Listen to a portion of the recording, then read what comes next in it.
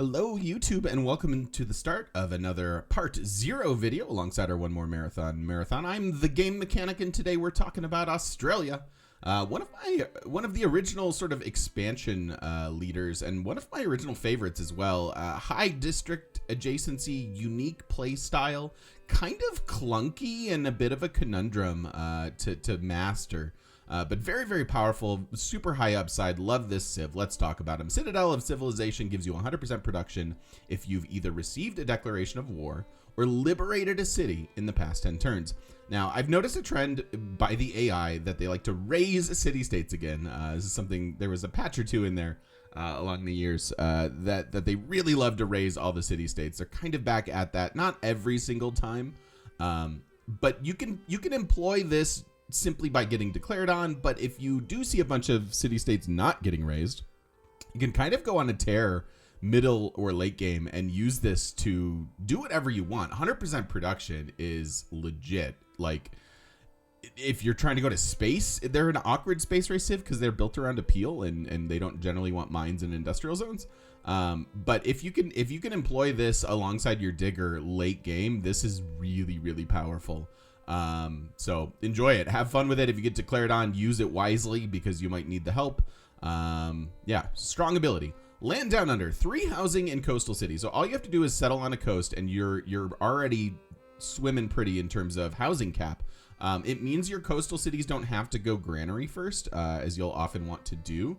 And just taller cities is better. They have strong districts, you'll be able to build more of them with extra housing.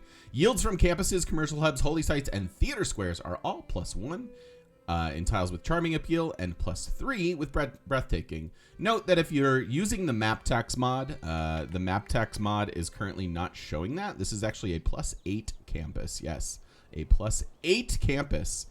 Which is very, very strong, but the map tax mod not showing it.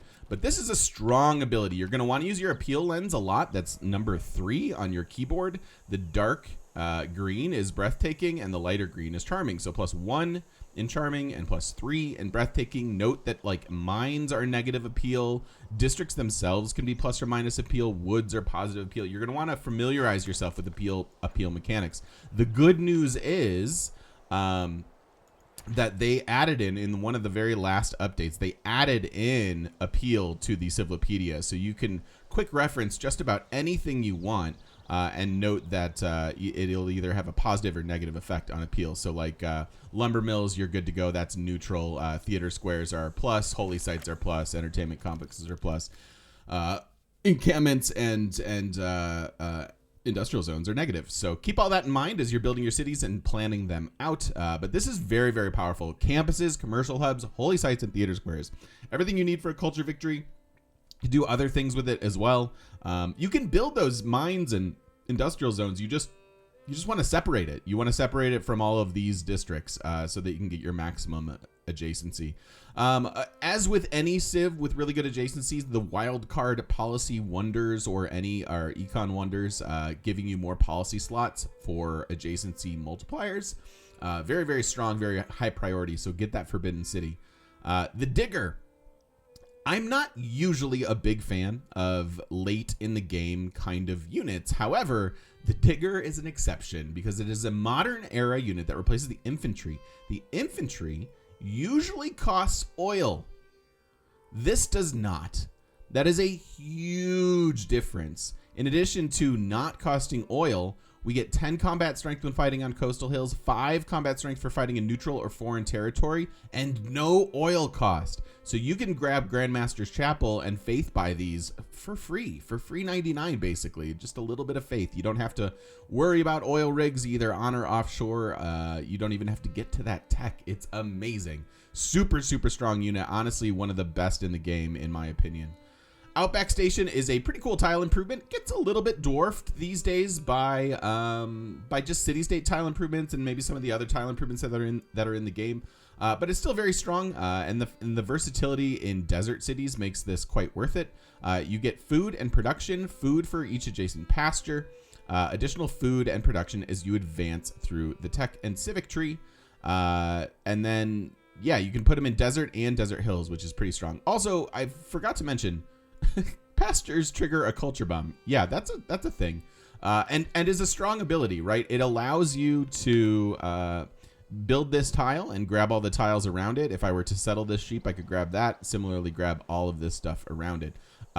So that then pairs with, like, if you make a pasture, then you have spots for all of your outback stations. Your outback stations aren't super early, but they're not crazy late either. And they also give a half housing these days, not listed on the descriptor there. But a pretty cool tile. Food and production. I like those things. Housing is good. And again, like, you have a lot of potential in a Petra city or just desert cities in general. You can make them better than usual. So Australia, really, really strong, fun civ. Again, kind of weird to play because I'm never quite sure what to do with them or where. Because, like, yeah, you get housing in coastal cities, but you don't necessarily want to lean into harbors because you get really good commercial hubs for appeal. You're going to have this coast bias, which can be great for appeal, but sometimes awkward to navigate otherwise. But fun, a lot of fun. Play them, have fun, enjoy it because yeah, you'll certainly enjoy this civ. And don't forget about your digger. This is an incredibly good unit. One more time. This is not that far into your tech tree. It is late in terms of unique units, but no oil whatsoever. So you can easily get up to like around 93 to 100 combat strength with these, assuming you're fighting on the coast. So enjoy it. There's Australia. Thanks for watching. Don't forget to stop by twitch.tv/thegamemechanic. Join us live in person on the internet. See you then.